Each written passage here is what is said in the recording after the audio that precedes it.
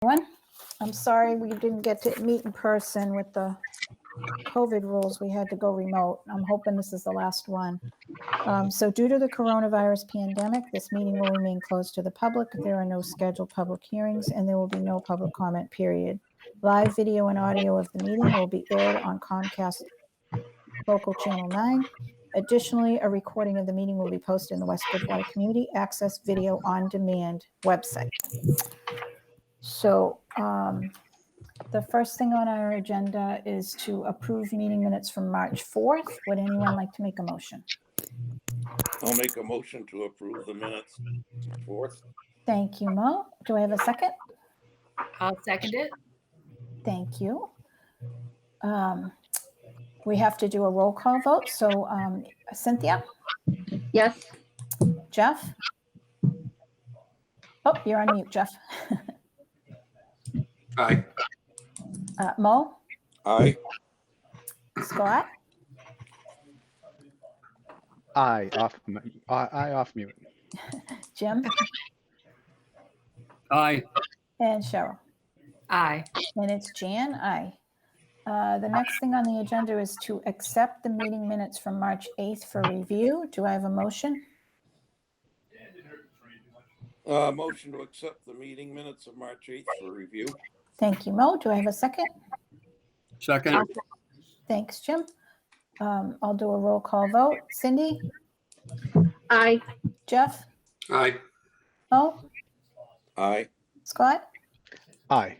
Jim? Aye. Cheryl? Aye. And Jan? Aye. Thank you. The next thing is the Southeast Regional School budget. And I think we have, Mark, are you here to present that? Yes, good evening. I'm here from Southeastern Regional. Mark Morris, the Assistant Superintendent of Finance. I'm sorry? Mark Morris, Assistant Superintendent of Finance. Hi, Mark. Welcome to the committee. Thank you for having me. In everybody's packet, you should have the budget for Southeast Regional. Just trying to get there. Mark, would you like to walk us through this? Sure. Will you bring it up on the screen or? I think she should.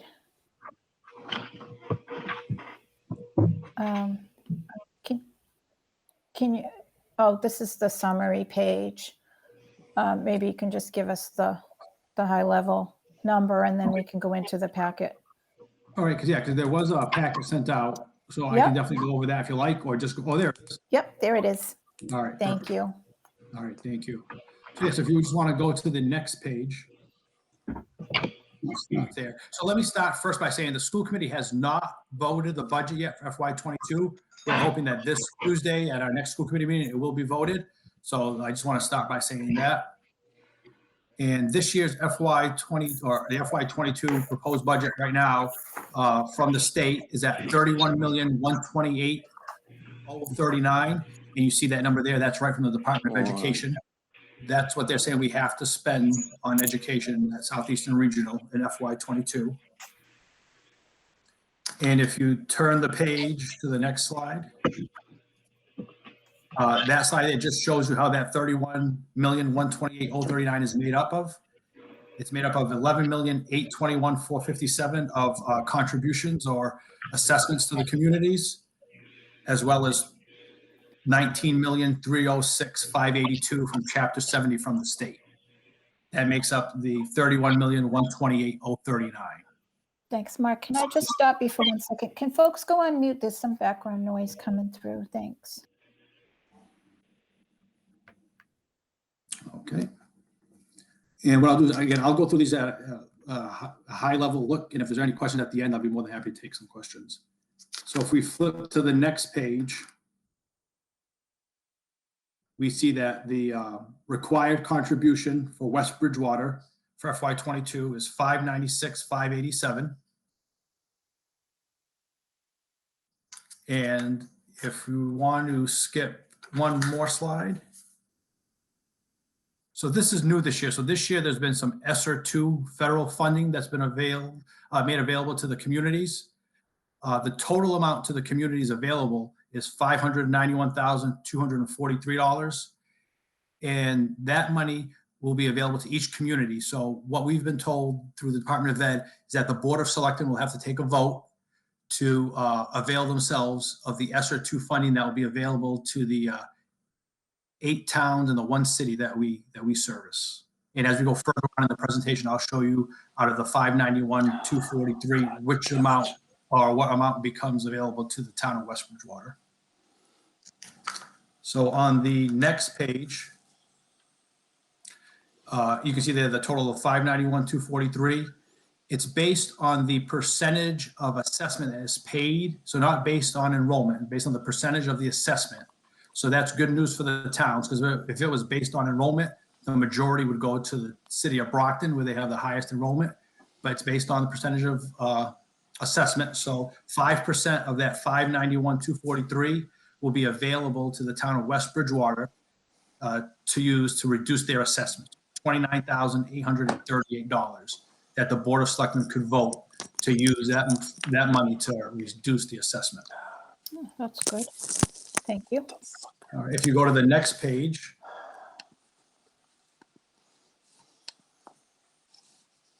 you can see that our enrollment is up 107 students for the FY22 school year. And from the town of West Bridgewater, the increase is 6 students from 42 to 48. So that's a 3% enrollment factor there for FY22. The next page shows our budget. So there we start with that number where the budget was built to $31,128,039. And we see how that was made up. We broke that down in the last few slides. What now we also see is the regional transportation. So again, every year I kind of stress this to the towns and to the city. Regional transportation is supposed to be funded at 100% by the state. So when you do see your legislatures or congressmen or senators, let them know that, again, it's not being funded at 100%. Last year was roughly 86%. So again, so that funding, if it was funded at 100%, there'd be 0 local assessment to the communities. But as you can see, out of the $1.7 million that it costs for transportation, we'll receive roughly $1.3 million, leaving a $400,000 amount to be assessed to the communities. So if you turn the page, this is the page that everyone wants to take a look at. So in total, the assessment for FY22 to the town of West Bridgewater is $623,610. And then again, we'll have the $29,838 that can be used to reduce the assessment to bring it to $594,659, an increase of $45,324 from the prior year. Can I just clarify? So you're saying that you're using those ESSER funds to reduce our required contribution? Is that how we look at that? Again, the town has the option, and I'm going to assume all the towns in the city will use that money to reduce assessment. The other is the town could say that they don't want to reduce the assessment and they want to leave that money in the pot so that Southeastern could spend as needed. But I'm going to presume that the Board of Selectmen will take a vote and that they'll vote to use that money to reduce the assessment. Okay, so then you built your budget on that. Okay, thank you. So yes, I show both scenarios there. So if it was voted that they did not want to use that funding, it'd be $623,610, the assessment. Got it. Thank you. If they use that $29,000, it'd be reduced to $594,659. Okay, thank you. I have a question. Yes. Are the ESSER funds, is that continuing from year to year? I'm not sure I understand the source of the ESSER funds. So ESSER funds are one-time funds that the federal government has issued during the pandemic Okay. to communities to reduce or cover some of their assessment costs. So we won't see that going forward. Again, unless the federal government, they pass that again in the following years. Right? At this point, I'd say no, but I don't know what holds in the future. right, Isn't that the thought behind that to because of decreased revenues in the towns? Is that Correct. Obviously, due to the pandemic, we know that revenue's probably not where they're normally at. Yeah. And also the town will also receive ESSER funding for their comprehensive schools on their end as well, not just the regional school. Right. I'm Thank sure you. we'll see funding for that as well. So that, and then the last page is just some budget and personnel subcommittee highlights, just so that you can see what the committee is looking at this year. And again, and they'll be voting this on Tuesday. So just again, these numbers have not been voted by the committee, but we do have a meeting on Tuesday, and we're hoping that they will be voted then. And then the only other thing I want to highlight is if you do look at the per pupil cost, it actually went down this year from last year. I know the Board of Selectmen asked that question last night, so I'll kind of beat you to the punch there. And the per pupil cost did go down. So anytime, usually when you do see an increase in pupils, you will see a decrease in the cost per pupil. Yeah, that's always a good thing to go down, right? Exactly. So those are our next steps there for our public hearings. Okay. Okay, yeah, so again, the rest is really just informational, but if there are any other questions, I'd be more than happy. Does anybody on the committee have any questions for Mark?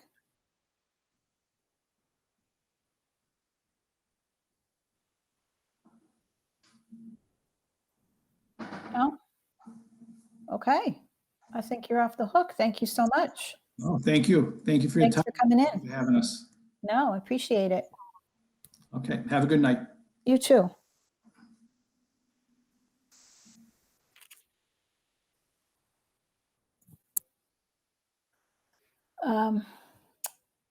So the next thing on the budget was the Town of West Bridgewater School Department. I'm not sure if everybody's here yet. We're a little bit early. Good evening. Yes, we are all here, so we're ready if you are. Hi, welcome. Do you want to Welcome. introduce yourselves and who's going to present the budget tonight? Sure, I will. Mark Boswell, Superintendent, and we have other members here who are actually online. I have sitting socially distanced from me is our business manager, Kathy Grant, and I'll let the other school committee members introduce themselves. Hello, good evening. This is Susan Sullivan. Hi, Sue. Hello. And hi, I'm Donna Hume. Hi, Donna. Welcome. Hello. Hi, David Yo. Hi, David. Welcome. Is that everybody? Hi, Molly. Hi, Molly Smith. Oh, hi, Molly. Welcome. If we do have a presentation to share, we'd like to be able to, Mrs. Hume will be able to share that presentation. But after the presentation, we would love to, if there's any questions. I know you did receive the full budget with a cover page and line by line pages to follow. After the presentation, we absolutely want to answer any questions you may have. Okay. I think she's going to try to. We didn't receive a presentation. Did that go to the selectmen last night? The presentation we're going to share on the screen now. I can send it to you after. I was referring to the line by line budget. I do believe you received that. Yes, we did. Okay, great.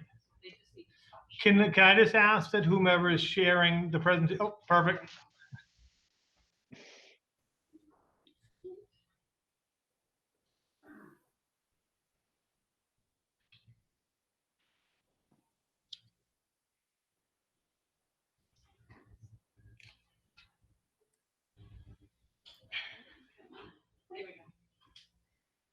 Okay, you should be able to see that now. Yep. Thank you. All right, I'm just going to yes, please. Thank you. All right. As we develop the budget, we're always a mission-driven school, and we certainly the mission applies to our budget. And the mission of the West Bridgewater Public Schools is to work together with home and the community to provide our students a safe environment in which to acquire the knowledge, skills, and values needed for success in a diverse and global society of the 21st century. So everything we do with our budget drives back to our mission to support students. We have priorities when we're looking at our budget. We want to certainly provide programming and opportunities for all of our students. We want to proactively address emotional, social, emotional, and mental health and the academic needs of all of our students. And we want to support continued growth for all of our educators and support staff. The budget really doesn't flow one way. It flows up and down over these different areas when we're building it. We look at our priorities. We look at our school improvement plans. We look at our NEASC results, my goals, administrator goals, educator goals, the social and emotional, mental health pieces, as well as student achievement when building it. They all become part of the entire budget. Just a little snapshot over the years of how we get funding for our budget.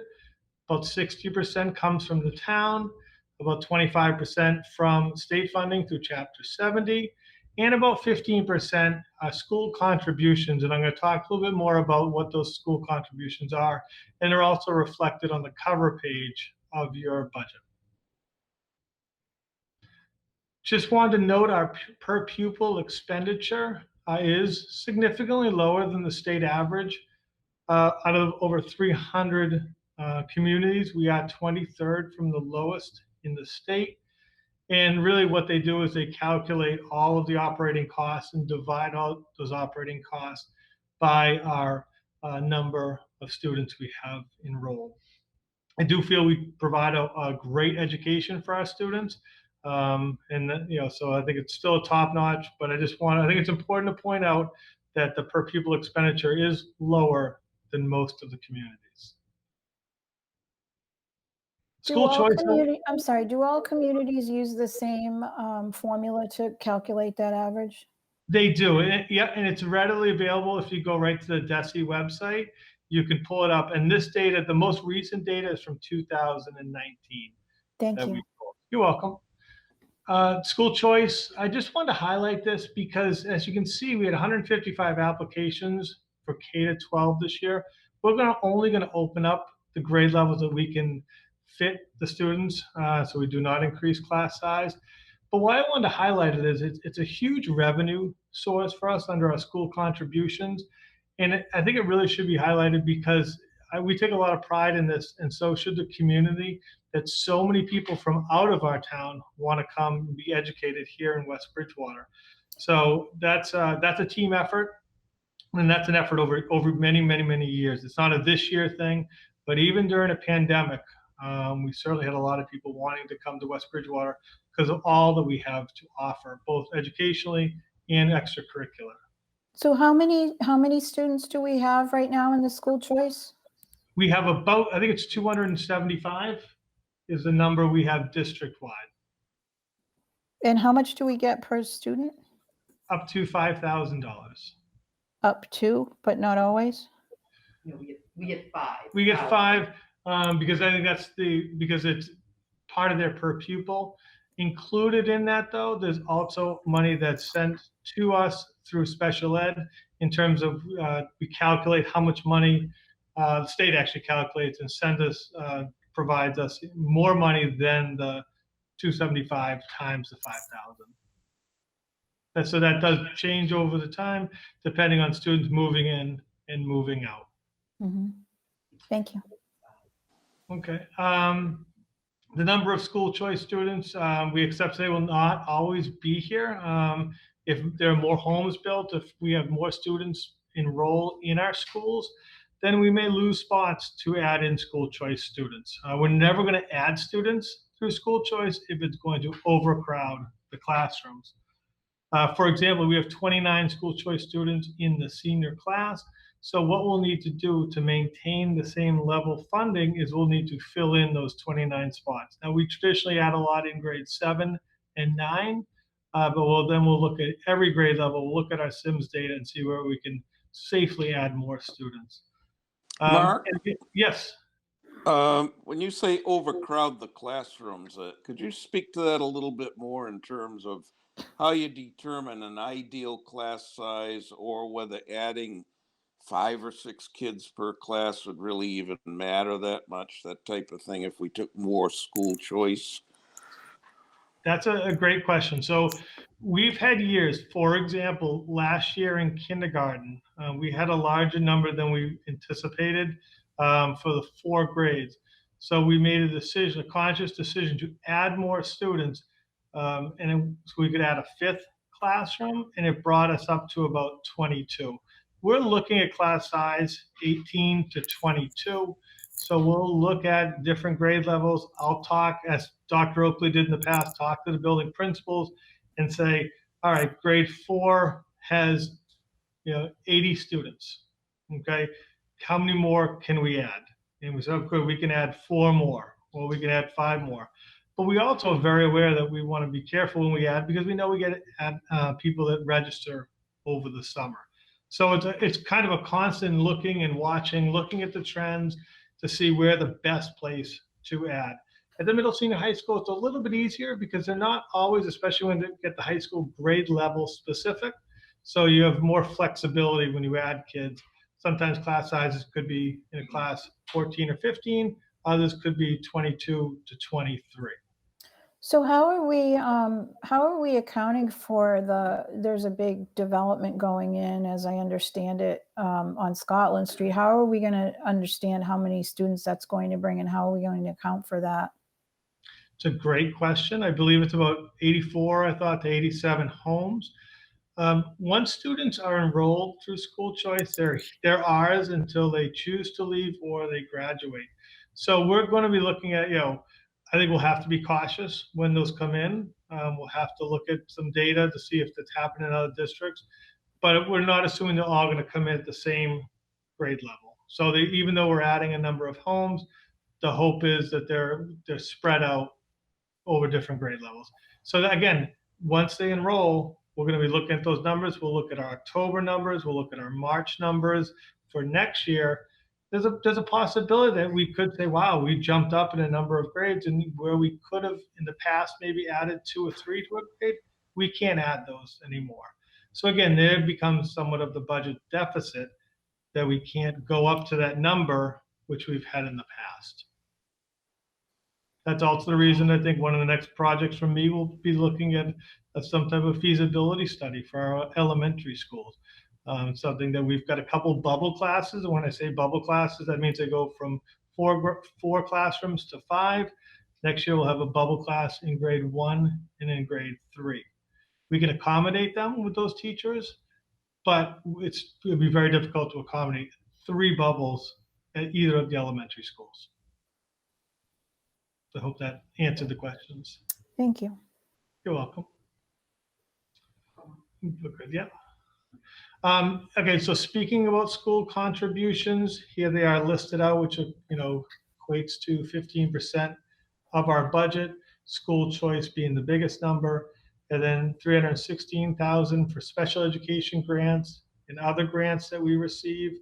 $285,000 is circuit breaker, which comes from money that's sent back to us from the state on every student over $45,000 for placement. And also some of our revolving accounts equals about $252,000. So those all go into our budget as part of the school contributions. Again, we've had a real tough year. All of our students, all of our families have had a tough year. So since March, we know that kids have missed out on a lot of in-person learning. We're very thankful that in April, they'll all be coming back. But we need to look at the learning time lost and to look at the define, assess, and address those learning needs for next year. We're also going to have to focus on the social and emotional well-being of our students that was created, the stress that was created due to this past year of being out. Mo, did you have a question? I do. Of the contribution, $2,358,686, it looks like of that, $1,426,569 goes to teacher services. Is that correct? Correct. Yes. So more than half, or just about half. That is correct. I'm sorry, Mrs. Grant here. Yes. Yep, that's on the first page of the budget. Okay, thanks. You're welcome.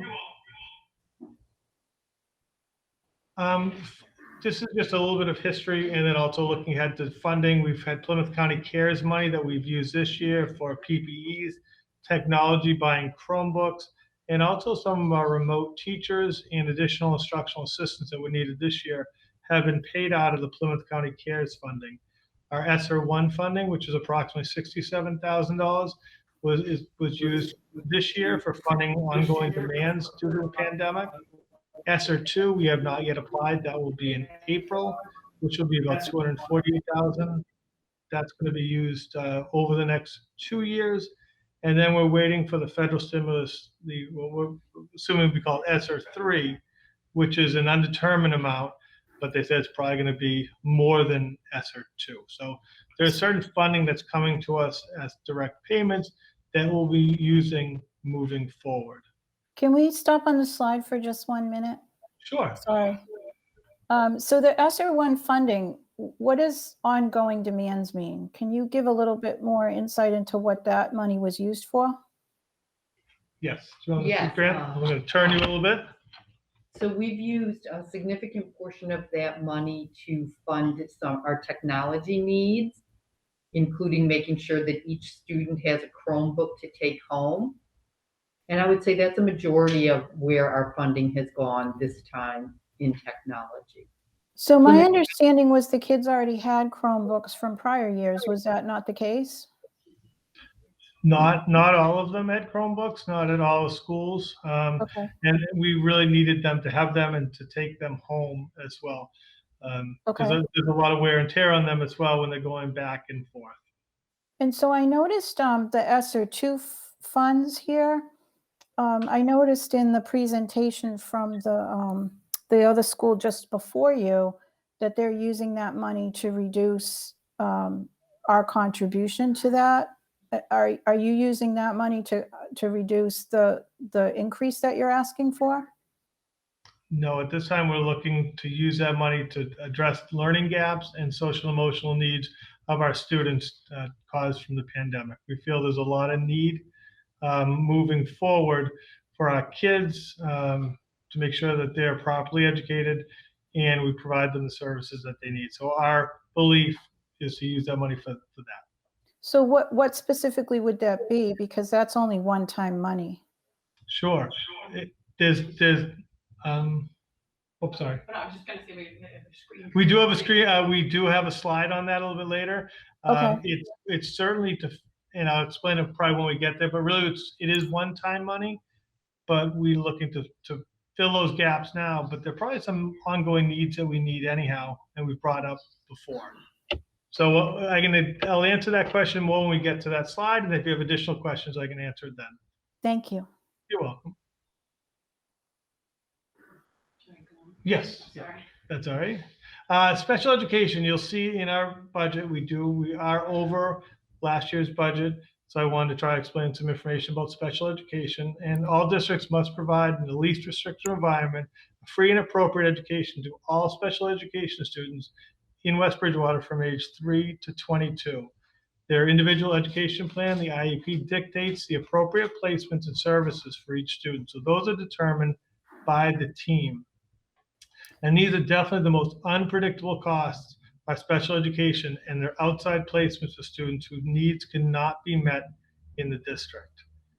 In addition, we are responsible for transportation for these students to these programs. So did we have additional students than we had last year, or? We did, and actually, if we go down, if you look at the third bullet, an example is, and I'll go back to the other two after, but to answer your question, yes. One example is we had a student move in over the summer after the budget was approved, who has a tuition to a program of about $60,000 and transportation for about $40,000. So yes, we've had students move in. We've had students who, through the IEP process, need to be placed out of district, or their transportation needs changed. And also, it's very common for all of these programs for their tuition to go up every year. So we don't have any students who age out or no longer need services? Yep, we did have actually 2 students they were in an in-district program this year, age out. So there absolutely could be a cost savings, the same as if a family moved out of West Bridgewater. There would be a cost saving, and if a family moved in, there would be a cost increase. And again, just some of the numbers, about 1.2% of our population are placed in an out-of-district placement. However, this number represents about $2 million, or about 12% of our proposed budget.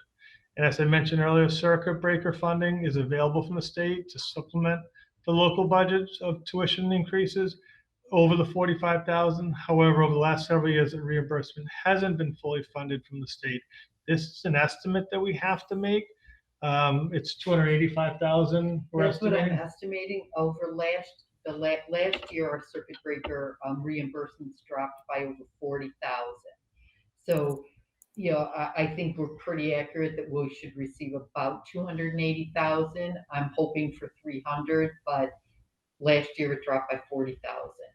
The state seems to have shifted more money into some other programs that they reimburse through the town versus directly to the schools, and I see a shifting in their method of funding.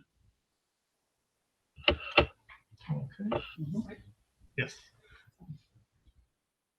And this just goes into a little bit more detail about out-of-district placements. We have 17 students currently who are placed out of the district. They fall into 3 different categories.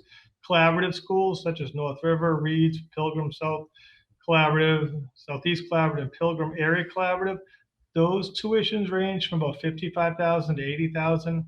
Public school special education programs such as East Bridgewater, where we send students, range from $32,000 to $45,000. And traditionally, our most expensive programs are the non-public private special education programs listed there. And those costs can range from $65,000 to $350,000. And again, that's per year with the tuitions going up 1%.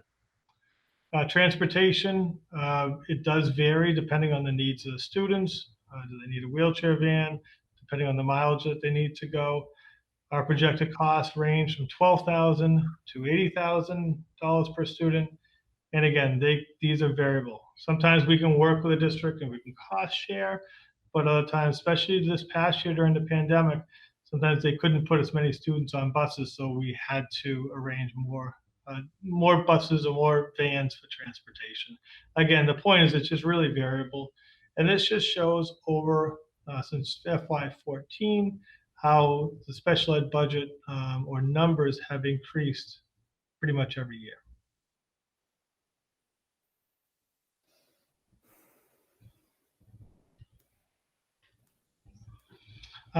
This goes to where we're talking about using hopefully some of our ESSER money. And yes, it is a one-time payment that we receive, but we have tremendous needs for mental health professional. I know that was brought to you last year as well, but I do think there is a need for that for our students and moving forward as well. We have learning centers at our other elementary schools, at the Howard School and the Roselle McDonald School, that meet the needs of students in specialized programs. We'd like to implement that. We feel it's important, again, for the mental health and also the educational needs of our kids at the middle school to add staffing there. And our ESL program, we've increased tremendously over the past few years, going up a high percentage in students in our ESL program. And a lot of them have not been, or at least a few of them out of them, have not been in school this year. So we know that there'll be gaps created by not being in school. They've been fully remote. And we seem to, again, we went from 29 to 44 in a one-year span. That number is very variable. We won't know the numbers until we start school, but it's something that we need to be aware of because they have certain needs that have to be met. You went from 29 students needing ESL to 44 students? That's correct. Okay. So this is where you want to use that ESSER, if I have that right, money, the 248? Yes. Not all of it. My concern with that, though, and maybe you can speak to this, is that that's one-time funding, and these don't look like one-time expenses to me. Mm-hmm. You're right. These are things that eventually we're going to need to put into the budget. The same way a payment, to fill the gaps would be a one-time, but we feel adding these staff are truly essential. They're more essential, I think, this year, or excuse me, for next year coming in because of the learning gaps that were created. I mean, I gave the example at another meeting that up until the last week, we've had about 100 school days. A majority of our kids have only been in school 40 of those days. So But there's they've been a lot of getting learning. remote learning, correct? They have, yep, I'm just talking about in-person learning. They've all been receiving, 5 days of instruction, but in-person learning we know is the best for our kids. So that only about 40%, and that's true for all schools who are in a hybrid model. So this is not just a West Bridgewater learning loss and social emotional loss. This is across the state and across the nation. So why do you feel these are gaps? I mean, I get that the ESL, the number of students has gone up, but on the other two, why do you feel that we have gaps in what our current programs will do for the children? Sure. I think in terms of mental health, we have a lot of kids struggling. We really do. Some students who are just not able to come back to school. We've done a survey of students to see who is able to come back in school full time and who is just not able to for the remainder of the year. And parents have provided this information, and there's a lot of anxiety. And then we know that anxiety will exist when they come back to school next year. It's going to be a tough transition back. These kids have had a lot of alone time, a lot of time without seeing their classmates. And so there's that social emotional loss, but then there's also the learning loss in terms of, especially our special ed students who need that direct instruction. So adding that special education teacher is key to closing that learning gap. If I could just speak also regarding the hybrid schedule. Oh, I'm not sure who's speaking, but it's echoing. Yeah.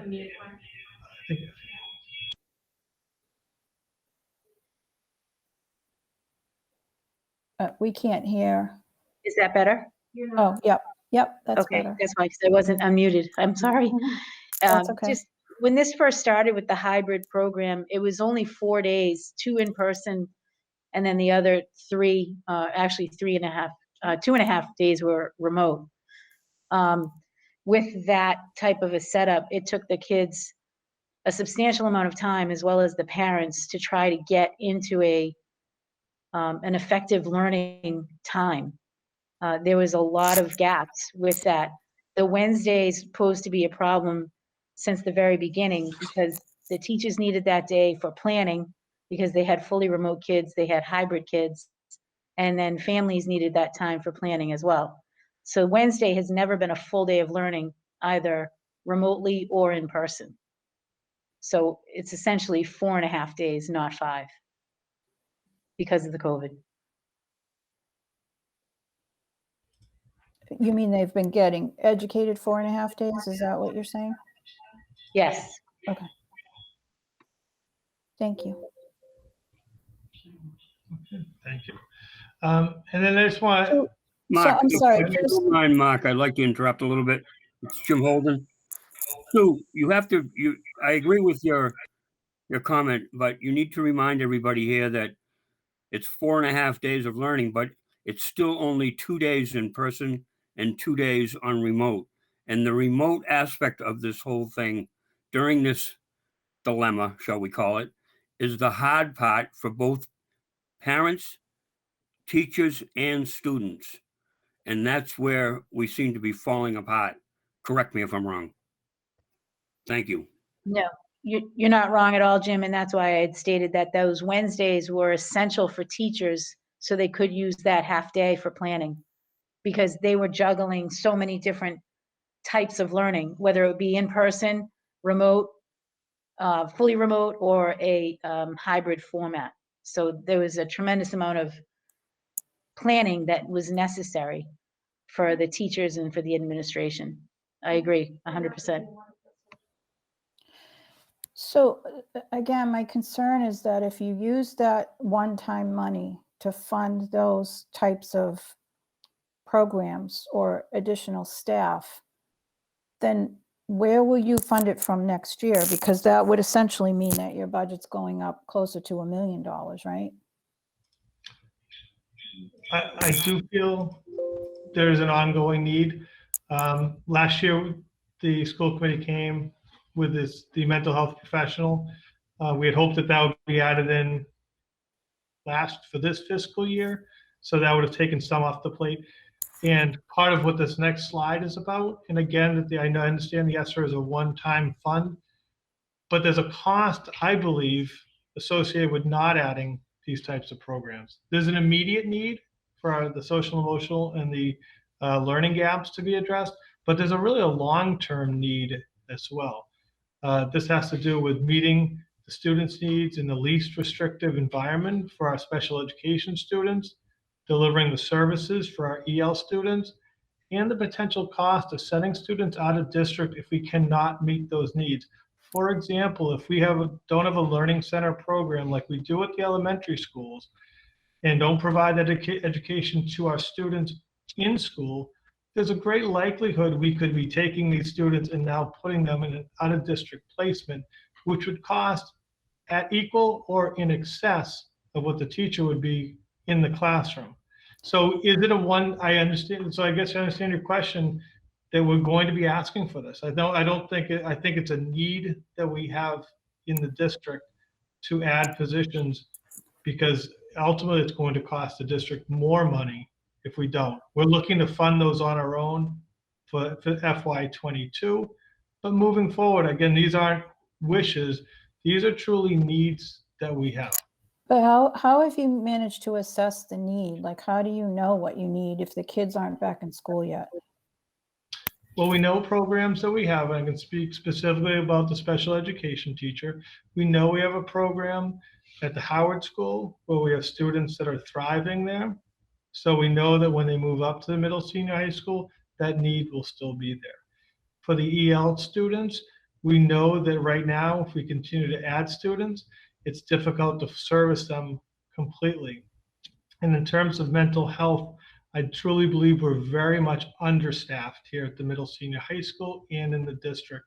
We have one school psychologist, we have 2 guidance counselors for over 650 students. We have no social worker, we have no adjustment counselor. We have many students who would love to form the Bridge program, which would help students before they go out, or keep them from going out to hospitalization, or when they return, a safe place for them to be. Again, the long-term effects, not only for the students, and that's of primary importance, we want to make sure that they're safe and healthy and their well-being is good, but there's an absolute cost that will be detrimental to the budget. We could say we won't add these positions, but in reality, if that happens and they go out of district, then that line for out of district will also go up. So again, this isn't the wish. We're trying to be realistic on the needs that we have both now and in the future. Can I add something? Sure. I'd like to add one comment. The ESSER 2 funds require a certain percentage of the funding in our funded budget to be for mental health support. So the federal government also recognizes this need that is national, not just local. So we are required to spend a portion of the 248 on mental health support. Can I ask a question, I guess backing up and maybe going a little higher at this, my first time through? Southeastern just presented a budget where all these numbers were combined into one budget. And then we're doing this kind of, in my opinion, in 2 separate budgets. Why? Like, what's the reason? Good question. Anybody? We decided that rather than add in these positions for FY22, there was a decision of the school committee to say, we're going to look to fund it on our own using the ESSER money for next year. Because you're right that instead of asking for 665,000, that would have been up in excess of another 150, 175,000. I guess that's my question. Like, in the Southeastern budget, everything was combined into one budget, one total, one understanding. Here we're operating in 2. To be honest, as somebody who's lived in town and gone to all the town meetings, I don't think I really knew or understood or paid attention to the fact that there's this other source of income for the school. It almost seems a little hidden to me. Well, the ESSER money is new. Are you talking about the school contributions, or are you talking about the ESSER money? Both, I guess both, right? So I'm talking school choice, sorry, and then the ESSER stuff, just not being all in one budget. It is. I think it speaks to transparency, right? Is that, we Yeah. like to be transparent and understand the full cost and where the funds are coming from. So if you look at the top page of the budget, this has been the same budget process that's been going on for, I think, a number of years. But on the first page of the budget, under where it says school contribution FY22, there's a total of $2,358,686. That number has always been there. That money is the part of the budget that the school contributes to the overall budget. So that has never changed in terms of that line being there. I guess The I'm not only seeing that difference- line. And Yeah, I'm not either. Maybe we can, is it in the Excel grid? Can we flip to that? So if I may just jump in for a second, we have not actually looked at the budget yet. Mark is referring to a budget sheet that they sent over. You'll see it says draft 1, and Mark is correct. It's going to show different lines in different contribution areas, including school choice. But this is his PowerPoint presentation to support the budget, but we haven't actually looked at the budget sheet yet. So that's why, Jeff, I think you're having a hard time following because we haven't looked at it yet. Okay. Yeah. Okay. Is that the next phase, or do you have more slides? Well, I have a few more slides, but I believe that was shared with everyone, correct? No, it is. I'm saying, but it's not in the PowerPoint, so they haven't seen it yet. We've only looked at the PowerPoint. I'll be quiet for a while. Thank you. No, it's Sorry. okay. No, it's a good question. Just, Okay. Mark, I did have one question for you. Sure. You referred to the psychologist. Did you say that we only have one? We have one at the middle senior high school, one at the Howard School, and one at the Roselle. Okay. Yep, So I was we have- referring to one there. That's where primarily, if we were to add a mental health professional, probably a social worker, probably 80% of the time would be at the middle senior high school, but we'd also use them throughout the district where any needs presented. So we already have 3 and you want to add one more. Is that right? Do I have that right? Yeah, we have 3 for the number of students in our entire district. Are they licensed psychologists or social workers or? They're all licensed school psychologists. They do a lot of testing. That's why it was decided many years ago to hire school psychologists and adjustment counselors because they could perform the testing. But they all also have a full caseload of students that they see. And I'll tell you, they are incredibly busy, not only performing testing, which we can do in district, which saves the district money, so we're not sending students out to collaboratives for testing, but they're also meeting with kids. I didn't realize that last year when we were looking to add a psychologist, my understanding and misunderstanding was that we didn't have any. Yeah, I thought the same thing. And I thought the same thing. yeah. Okay, I will. So that answers my question. Okay. Yep. Thanks. And I do think that even though, yes, we did have them, and apologize you didn't know that, but I think that a social worker performs a different function in the school than a licensed psychologist. So this provides you with a summary of where we are for this year and what percent we're looking for, a 4.8% increase. It details the appropriation of the town and our school contributions as well, with a total of $16,790,369. It's broken up here by special education district placements, and then the remainder of the budget is $483,078, which is 3.5%. But the next page will go into a little bit more detail about that. Again, the special education number is the same, and then we broke down the contractual piece of it from the teachers. 222,000 or 1.6% is the negotiated raises that the teachers have in the 3rd year of their contract. Step and track, if you looked at their grid, their salary contract, a step is when a person moves down, and that goes from step 1 to step 10, and then we have a step 15. So they go down each year that they're here. Track means they move from left to right, and that's done for educational purposes. Example, if they earn their master's degree, they will move over. So it's conceivable that teachers could move down or will move down and also could move over in the same year. And then there's a small net increase from the other lines. And again, totaling the 665,000. But Just really, a quick, oh, sorry. com- Go ahead, Mel. I know the answer to this question already, but I don't know if everyone else knows it. And correct me, please, if I'm wrong, but the negotiated raises 222, 1.6 is COLA. That is correct. All right, thanks. So, but the real increase that you'd be asking for is closer to 900,000, right? Because you're trying to add those positions in. No, I'm sorry. I'm sorry if that was not clear. We're not looking to add those positions. What we're looking to do is use the ESSER funding to do that. We had discussions with the school committee to see, do we want to put those numbers in, those positions in? And we said, the collective decision by the school committee was, no, we will not. We have funding that we can use for next year.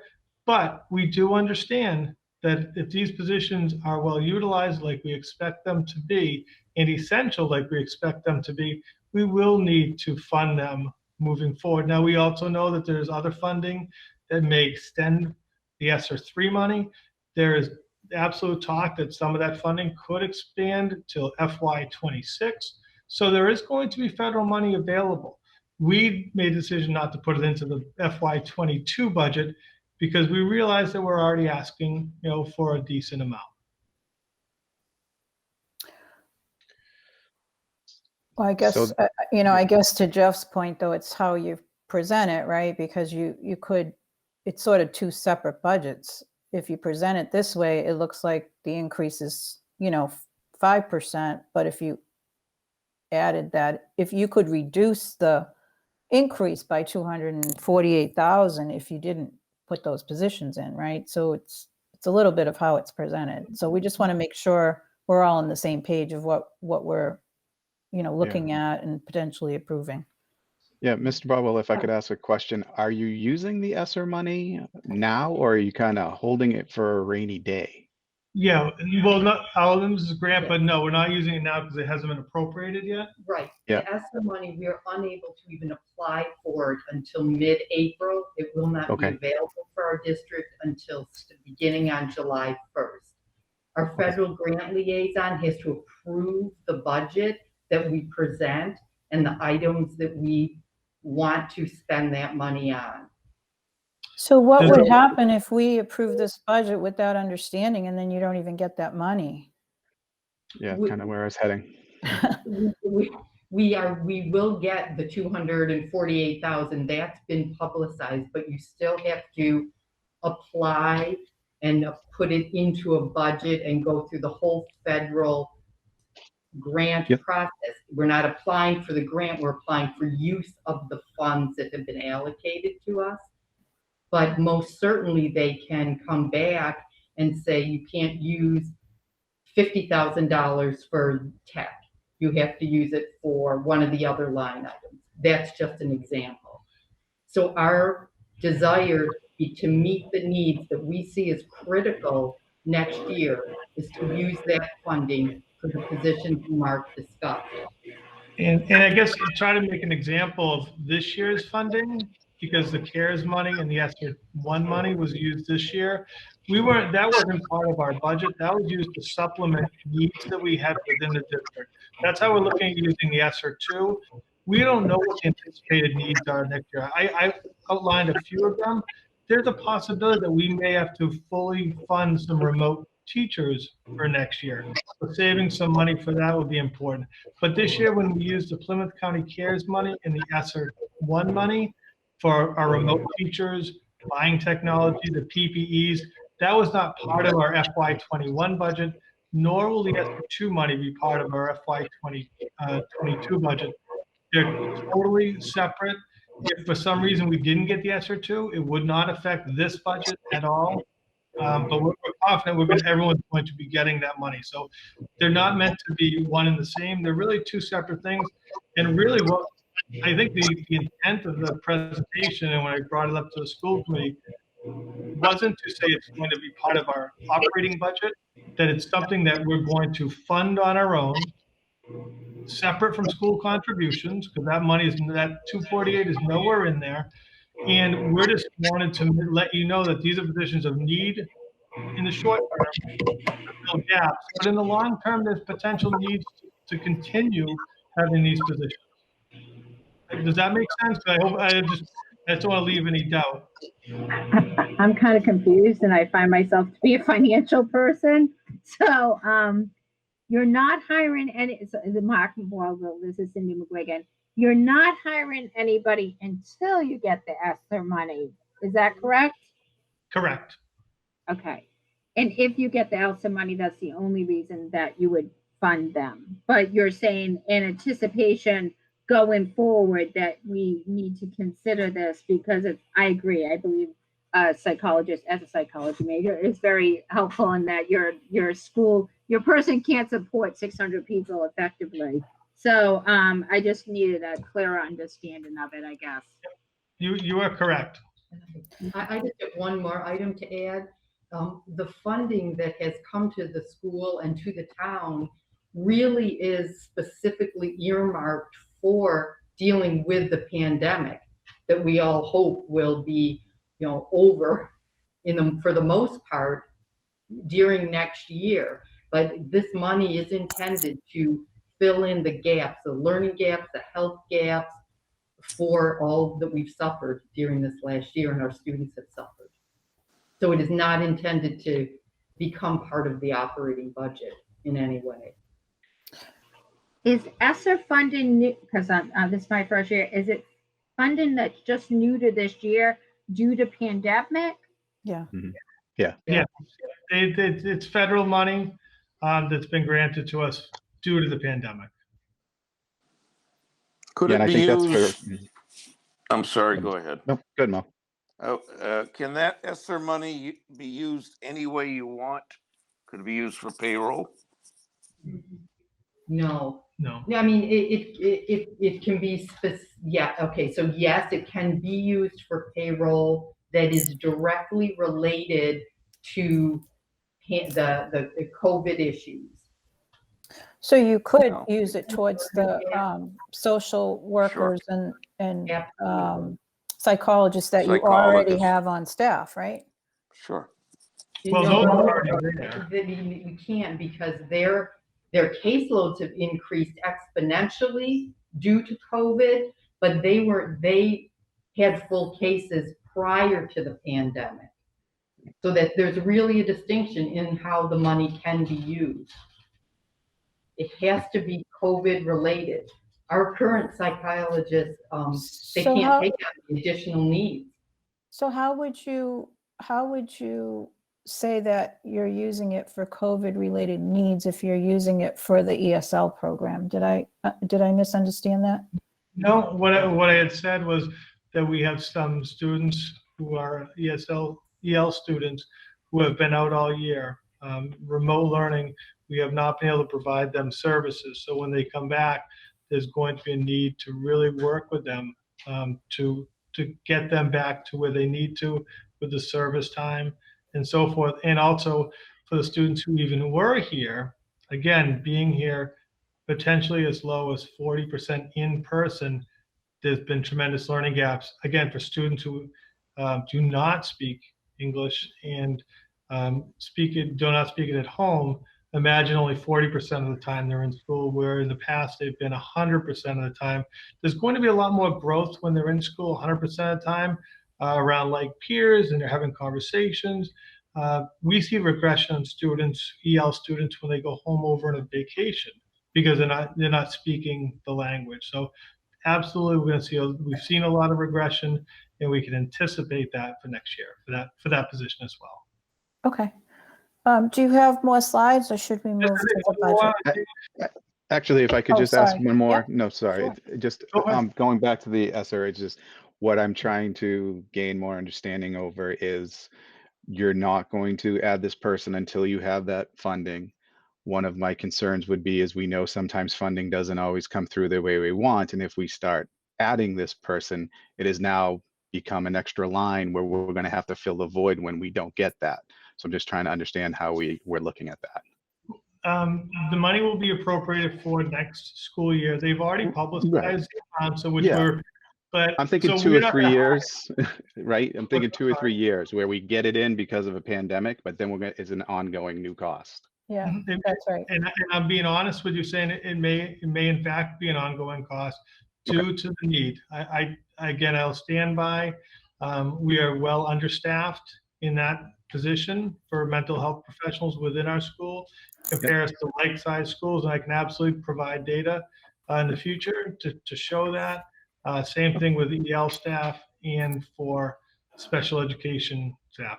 Again, there's the immediate need and the long-term need. So, but it's a very good question because it is an increase. And I think I want to be aware. Again, my job is to try to provide the best education for all our kids. And if we think it's a need, we have to try to address it. Understood. Thank you. Do you Cool. build your budget the way that the Southeast Regional does, where they start with their minimum requirement and build from there?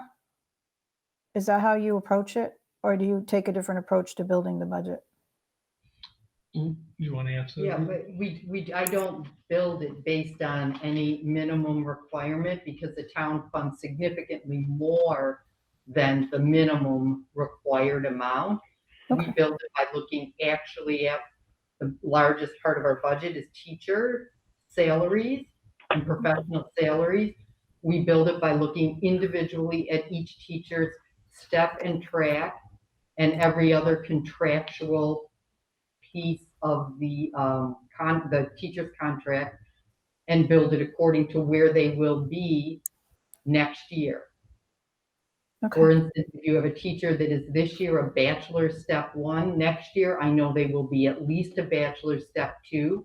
And by December 15th, they have to let the school department know whether or not they intend to move a track. And so they provide us with what their anticipated track is for the following year. So that teacher, I know that if they are a bachelor's step 1 this year, for fiscal year 22, they're a step 2, and maybe they are close to receiving their master's.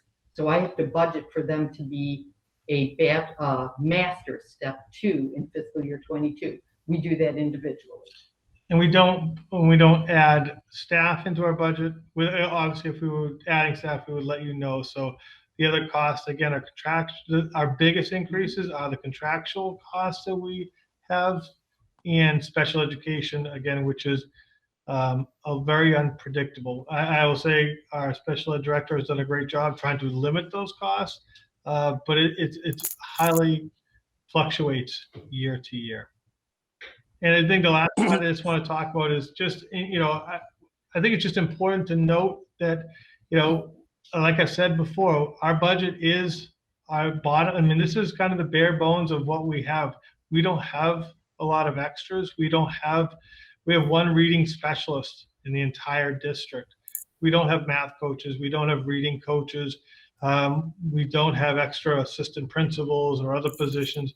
We have our educators, we have our support staff, and we have our specialist teachers, and that's pretty much it. So the next one just talks about, this is not a set list, but this is just if cuts were made in West Bridgewater, these are some of the things. I mean, a elementary classroom teacher, I spoke of a first grade or a third grade class next year having 5 sections. If we had to cut a third grade or a first grade teacher, those sections would go up to about 29 students per class. Cutting a teacher at the high school would potentially, again, increase class size, loss of elective classes, including AP classes. Cutting fine arts and music would have to happen. Athletics, cutting middle school sports or JV sports, cutting of extracurricular activities, increasing user fees.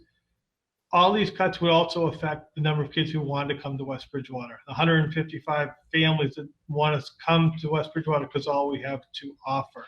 So I just want to put it out there that, we really try to provide a fiscally responsible budget with the needs that we have. And obviously we're talking about needs we feel we'll have in the future. And again, trying to be very realistic and transparent that we're not going to hide and say, well, no, we know those positions will go away in a year. No, we know they're going to probably be in need, but any kind of cuts that we incur will really affect our kids. And my job as superintendent is to provide the best education for our kids, and the social, emotional, and academic education. So just want to share that. Again, this is not, there's no numbers associated with that, but I think it's important to just discuss what cuts could look like. That's all we have. I'd like to open up if you want to go through the budget and ask questions. Yeah, I did have some questions on specific line items. So we could do this, Valentina. If what we will have to do is, this is a presentation being presented by the school department. We're going to have to go back to the original FinCom packet, so Valentina then can put up the actual budget so people can look at it. Because correct me if I'm wrong, Mark, you don't have another slide that has the budget on here, correct? I do not. No, because we sent it electronically. Yep, exactly. So yeah, because we never received paper copies. It was just all electronic. So, which is fine. That's the way it should be. So Valentina, we will unshare this and then go back to the FinCom packet. And then if you could go, Valentina, if you could go to the page that will start with the education Excel spreadsheet, and then I will explain that, and then we'll move on to the next page, which is the page that the school committee presents, so everybody knows where so this here in front of you is the Excel spreadsheet that will go to town meeting. It is what the FinCom is used to looking at, because this is will go into your FinCom book at town meeting. If you could go to the next page, Valentina, please. This here is the identical information. It is presented from the school department. You will see all the lines are the same, 3110 school committee, so forth and so on. You will see in the middle of the page the difference from year over year, from FY22 to FY21. And you'll see the percentage increase in the next line. And all of these numbers are identical to the previous sheet. This page here, the school department has, so if you have questions, they're going to be able to refer to it. If we refer to the previous page, then Valentina, I'll just ask you to scroll to that page so the school committee can see it, because they don't have a copy of this. All right, I hope that was helpful. You know, if I could just add that this cover page, that was the second page Mr. Gagnon showed, that there are more detailed pages following that. So if you identify a line item, if you want to just let us know, then we'll go to that exact page and we can answer any questions there. Because the first page is simply kind of a summary, where the details are more in the following pages. Okay. I hope you don't mind if I start. Valentina, when I went through it, I did it based on the page numbers that pop up as you scroll down. So on page 48, if you do it that way, there's a line item that says regular day, and I'm not sure what that refers to. Do you know what I mean? We just have to, I don't think it's going to be 48 on our pages. So Probably not. Probably. Take a look. When you get there, we'll take a peek at it. You know the line item that is? So it was 3910-5204-7000. It's numbered as page 25 on 25 of 33. Okay, thank you. Sorry, I think I grabbed the page from the side instead of the actual page number. Okay, so what that line is for a student to attend Norfolk Agricultural School, we have budgeted for 5 students to attend there. It is up from last year, and that's why there's that significant increase.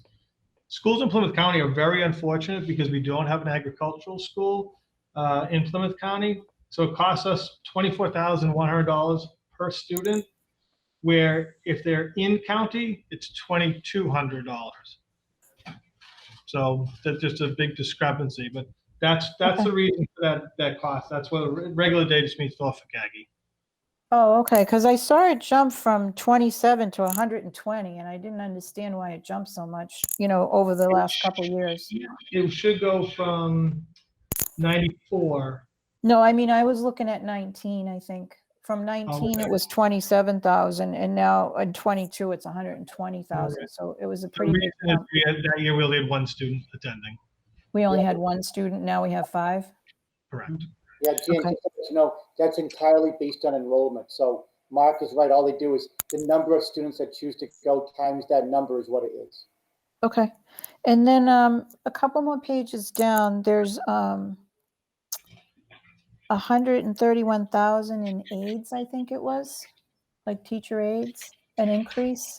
Can you go a couple pages down, Valentina, from here? Not that one.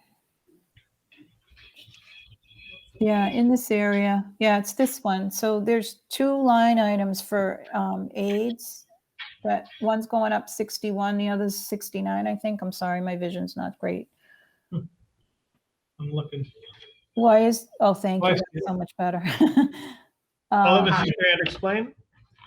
So there's the- RLM aides and Howard aides, and it's just Right. taking a big bump. Right, our aides, instructional assistants, we move them around between buildings based on the needs of the special education children that they service. So you can be at the Roselle and the child you are servicing moves to the Howard, you move with the child. So that's one explanation. The other is this year we applied $97,500 of our school contribution to these line items. In the previous year, we were able to apply 230,000 against these line items. So So where's the just difference depends on How going? much school contribution is applied against those individual line items. So where's that money that you were applying? Where's it being applied now? And I didn't specifically go back. It makes up a different portion, the 202,358,000. I would say probably more of that money went to teaching services, that the 1.4 million. And another portion went into the SPED services, the 124,605. Okay. There's a lot of changes on this slide up and down. Is that because what you were saying, the teachers are moving from building to building, or is something else driving those fluctuations? Yep, it's moving from building to building, and how much federal aid we're able to apply against these special ed services each year. So are you saying that you couldn't take some of that 248 and apply it to any of these categories because these are existing categories? Correct. Okay. And then on the next page down, I think it is, Valentina, there's a new APE specialist. It looks new to me. It wasn't funded previously. $53,000? Yep, that's actually a 0.8. There's a typo in the description of it. Last year, we hired 2 instructional assistants for IEP requirements that the children required one-to-ones. In addition, we hired an adaptive phys ed teacher in-house, a 0.8 teacher, because we had been sending students out to collaboratives for that service. And by bringing a person in-house this year alone, we've saved over $10,000. So it became a choice of it being much more economically feasible to have a 0.8 adaptive phys ed teacher here. Okay. I don't recall approving new positions last year. Did we approve new positions last year? This came in after the budget was approved last year. It was in June of last year. Looking at, again, the bottom line, where we had contracted services with a collaborative to service students, the decision was made to increase the capacity of our own staff and to add staff in teaching services, save the money. So the bottom line, actually, in terms of this budget, went down, but we added the capacity of a 0.8 teacher. And during the year, we need the flexibility to meet the needs of our students to add special education positions as necessary. Per their IEPs, that's required governmental requirements. We have no choice. If a child has an individual education plan that requires a one-to-one aid, you can't just say, gee, no. But our charges, we, like every other department in town, are a bottom line budget. So at the end of the year, regardless of where we end up actually spending our money, we can't come in over fiscal year 21, $13,766,046.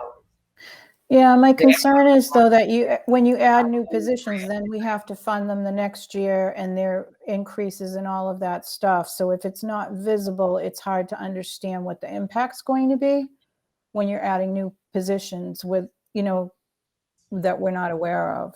Does that make Right, sense? and again, that's why the contracted services would have been in there regardless. So that would have maintained the same. And also with collaboratives, often their rates will increase year to year. So in essence, it would be somewhat of a wash. We do understand your concern, but again, it's trying to be more fiscally responsible with our own budget building capacity, and also gives us more flexibility at the point 8 to, if we need to do any kind of testing, we have that person on staff rather than have to contract that out. And I think down a couple more pages, maybe 4 pages, there's a non-public sped, something that was $200,000.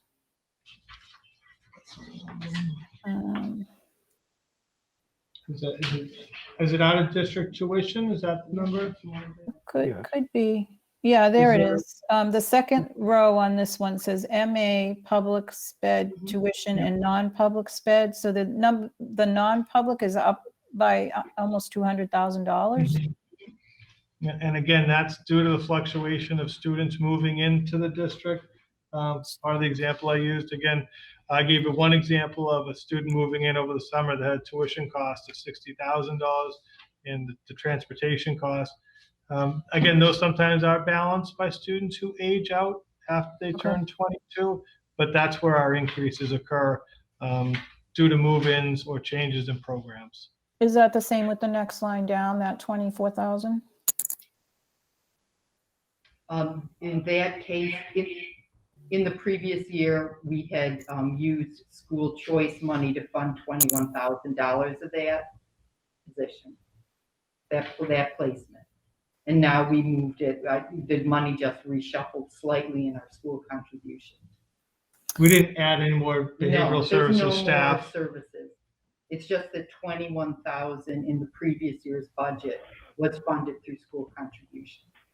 Yeah, it makes it hard to follow year to year if you move those quote unquote school contributions to different line items. It does make it difficult to follow.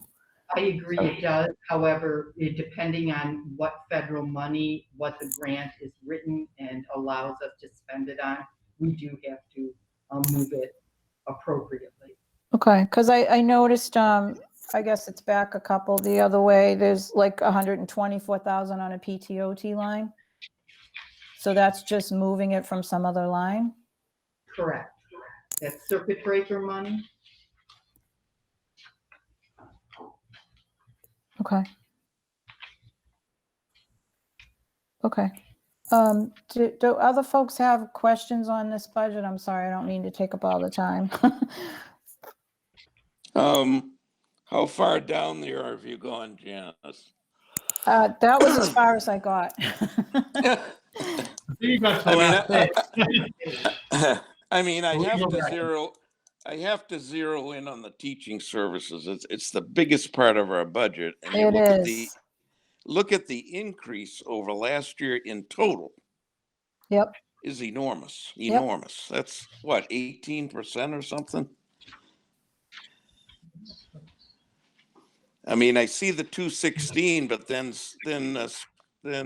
school contribution, you see the whole picture.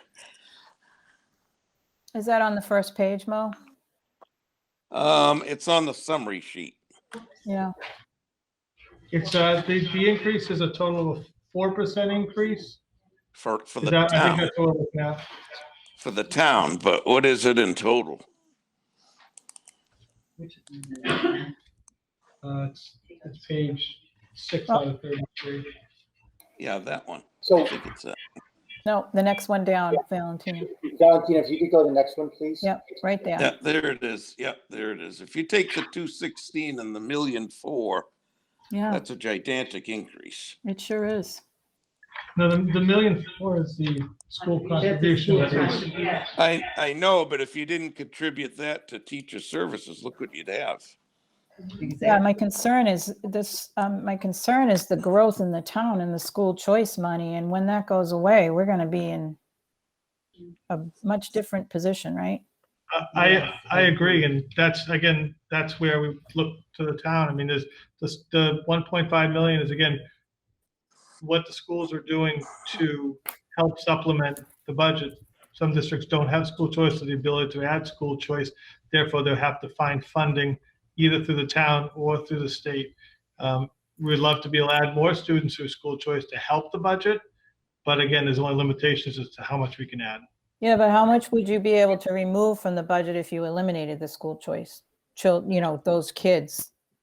We Didn't would come need to the to schools. step up or other funding to supplement that. No, what I'm saying is we're spending like 13,500 per child and we're getting what, 5 back. So if you didn't have those children, what would you be saving in other areas? So can I speak to that? Sue, are you going to speak to So that? with respect to that, so we're spending all of these services right now on teachers, furniture, everything else with the kids that are already in the classrooms. When we bring in an additional school choice student, all of these services are already being provided. So it's not like it's an additional $13,000 cost to have a school choice in for 5, and now we're only realizing, you know, it's still like an $8,000 expense. We're already providing all of those services through our kids, so school choice being added is truly just revenue building. And I think just to your point also, Janice, is that this is also making it more important for what Mark spoke about a feasibility study that is going to need to take place with regard to the growth of this town for the younger schools, for the Roselle and the Spring Street School and all of that. So it just kind of brings it all to the, I'm really you know, full circle concerned. that I mean, that's the next phase that we're going to have to enter. Just like we Yeah. did for the high school, I think now it's time for the next round. Yeah, I'm very concerned with these 275 school choice children. And, you know, we just really don't know what category they fit in, whether they're special needs or not, and nor do we need to. But if assuming that some of them do fall in that bucket, you know, it's really hard to gauge where the costs are going to go, not knowing how many school choice kids we'll be able to take in the future, right? And I think, according to Cindy again, or Cynthia, I believe what Jan's trying to say is it would be good to know how much is being spent on the school choice for special ed.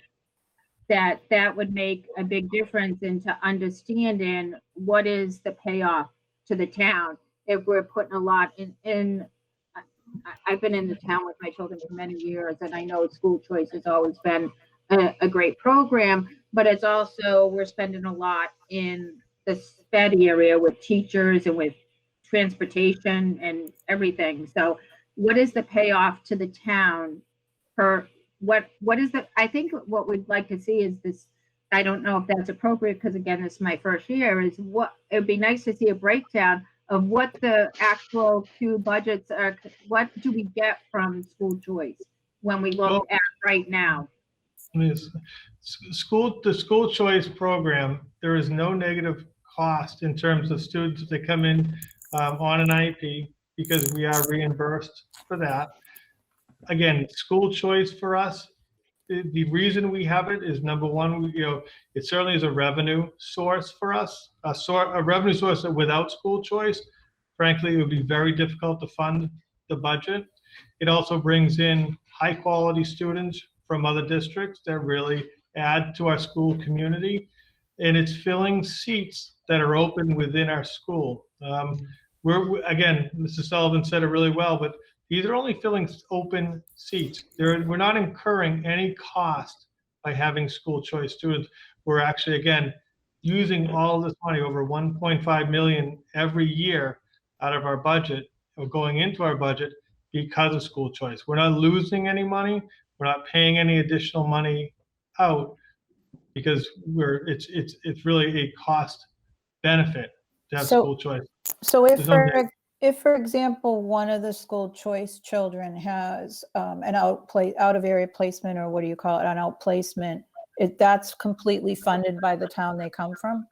Correct, the sending Okay, district. that's good to know. Thank you.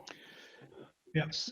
Other So I don't, questions, Scott? yeah, so Mr. Bodwell or Sue, which one have we ever just thought about maybe increasing those fees? I think it's been around 5,000 for quite some time. Have we thought about any potential thoughts of that, or is that a part of your analysis for later on?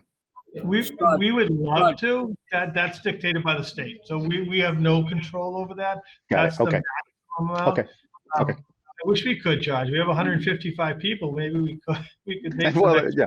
Well, if it's We would state, I didn't realize it was state. That's a driven, good so- question. Okay, All thank these you. questions are good because they're answering questions I think are out there that we want to give you the information. Yeah, and just thank you for your patience with our questions. We just here as an advisory, to the town, and we want to make sure that we get the information out there so that voters can make educated choices and give the support where it's needed. Of course. And I will say then, if any point, any member of this committee or another committee has questions on the budget, especially after you receive the line by line, by all means, make an appointment with myself and Mrs. Grant, and we'll go over it line by line. We'll answer questions. What we don't want you to do is be unsure or to have questions or concerns. We can explain every dollar that's in there and tell you how we got there. So just all you have to do is give us a call, and we'll spend the time and go over as long as we need to. So do you know how many students we have compared to, I don't know, 5 or 6 years ago? Do you have Are you those numbers referring of to like, choice? no, just in general? How We're much? pretty, I honestly don't have the numbers, but we're pretty much staying the same. High 13s, low 14, between 1350 and 400. So we have not seen a lot of increase over the years. Okay.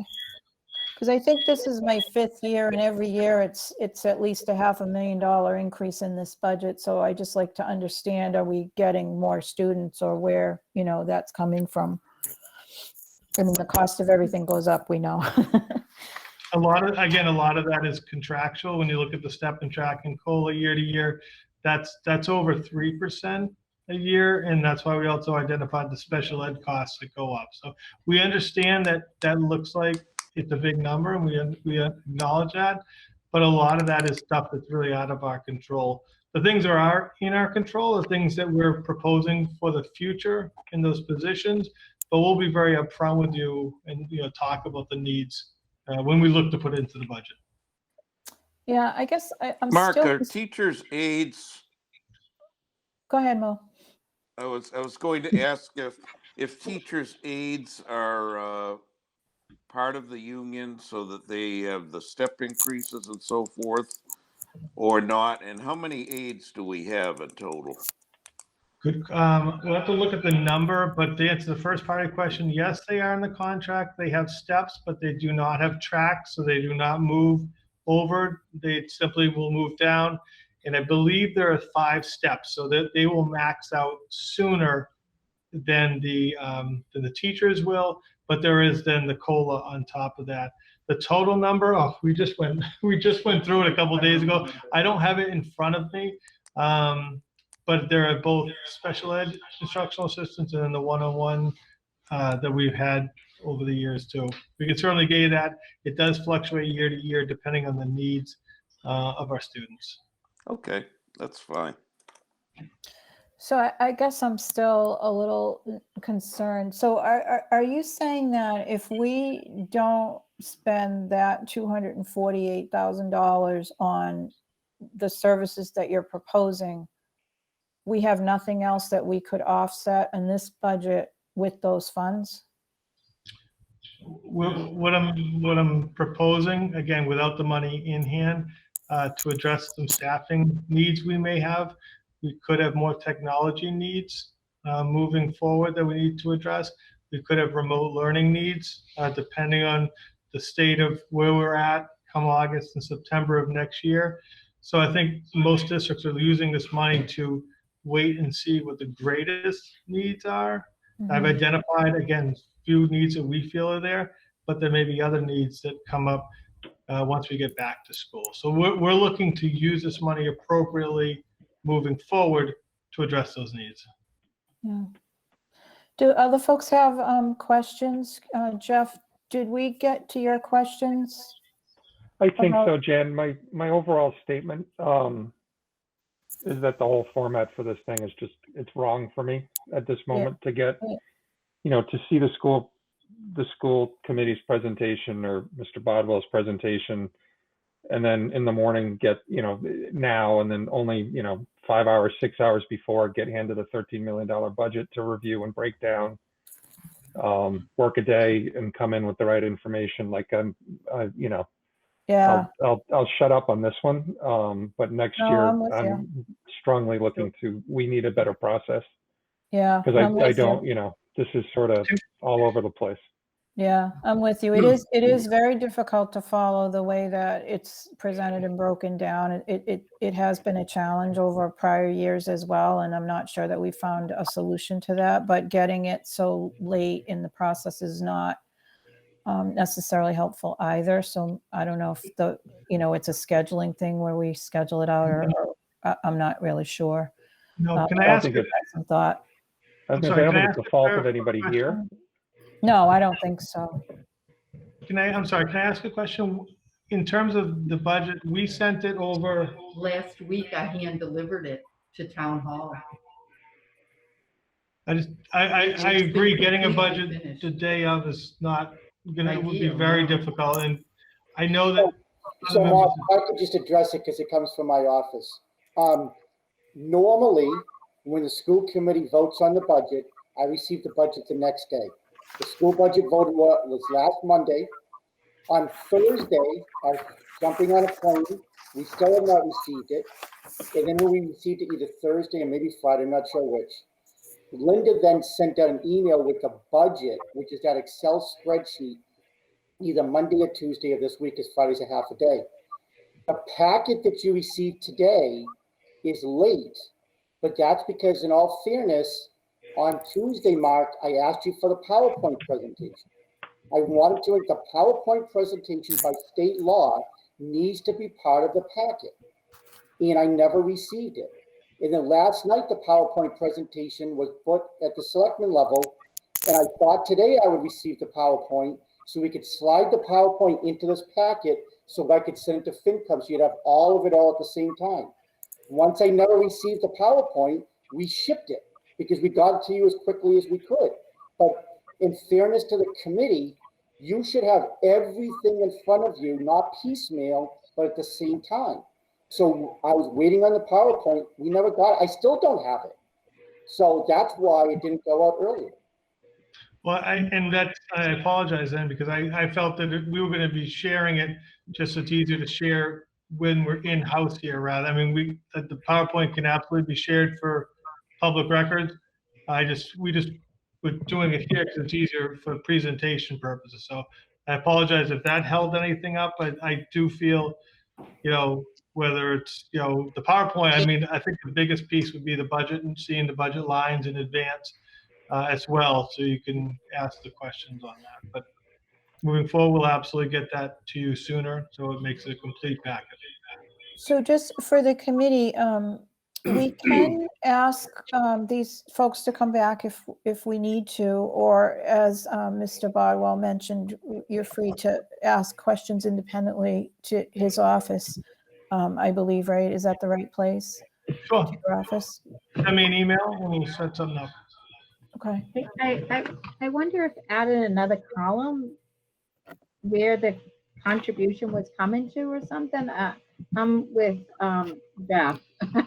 that I do financials all day, and this was a lot to handle on one night and to figure out where you all were taking stuff, moving stuff. Obviously, like Jeff, it is my first year, so trying to Yeah. keep quiet. I've kept quiet most of the time, so Yeah. I'm just No. trying to learn. So, It but is, I it was is, really having a hard time following where we were going and where we were coming from. yeah, So- it is difficult, So can- especially like I said, when they move the school contribution from one line to the other, it looks like you're getting a big increase when really it's not, you know what I So- mean?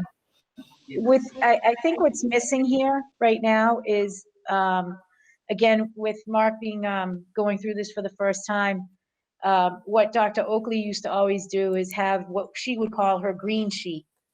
And I think that's what the document that connected all of these kind of gaps was, that green sheet. And I believe that that green sheet was provided at the time the budget was provided. And then Right. Dr. Oakley would do a separate presentation, as Mr. Bodwell just did. So I think what we need to do is get that green sheet back. And then you wouldn't be looking towards the presentation, because you would have already had it in a much more condensed and an effective kind of a document. So I think that's the missing piece right now, because the selectmen were somewhat, the same situation. And I'm hearing the same from the FinCom now as well. Yeah, So, I mean, to- this is, let's face it, this is the biggest budget in the town. It's a lot of money. So it is good that people can have the ability to understand it and digest it, and it's transparent so folks know where their money's going, right? I mean, we all know that we have a good school system in town, and we just want to make sure that, everybody understands where the money's going. So Right. it probably would be helpful. And I know that the budget, the actual numbers and the cover page and the following pages, that's the same exact format as it has for many different years. So that has not changed over the years, the school contribution line and so forth. So it just sounds like, getting information to you completely more sooner would be much more helpful, which I do understand. Yeah, and just so everybody knows, part of the challenge too, we load our budget once all the department heads drop them off, which is due this year was January 27th. Sometimes there's some stragglers, but that's why you can look at your Excel sheet and you can see budgets ahead of time. Yeah. However, with the school department, we always schedule them last because by law, they have to have a public hearing. And their school committee public hearing has historically always been in March. So we can't load anything until we receive it. Yeah. Many times in the past, their school public hearing is on a Monday night, and that Wednesday night is before the selectmen, and that Thursday night is before FinCom. Many times it happens the same week. So because our town meeting is the schedule it is, we have to do our budgets now in March. The only way it would be helpful, and I'm not saying that this can happen, would be if the school department had their public hearing earlier in the year, and they may not, because this is a big thing. They don't just put it together over one night. Right. So that's really part of the challenge from a timing standpoint. So, any other questions from the committee right now that you'd like to address to the school committee or Mr. Bodwell? I don't. I mean, I'd just like to make a general comment. I'm sure, having been there and listened to people, the school committee and Mark and his staff put a lot of time and effort into doing this. They do. A lot of effort. And my dilemma, and maybe some of the other people is on the FinCom, is looking at what our obligations are, which is protecting the taxpayers. So it's a push-pull situation. I just hope that, we do our job as best we can, and, we'll all figure it out. Yeah, I think that's why it's important to ask questions, so that when folks watch the meeting or, listen to the meeting, they have an opportunity to hear all the different questions that we've asked and the answers that we're provided, so they have a good understanding. So I think that's important. And we appreciate the questions because I think that helps guide us moving forward. So thank you. Yeah, no, thank you. We do know that this is not, as I think David said, put together overnight. This is a lot of work and a lot of effort, and we really do appreciate it. We know that there's always, challenges of spending and what's coming in. The revenues obviously are down this year, so we're all interested in making sure that, as Mo said, the taxpayers are represented. So we do appreciate it.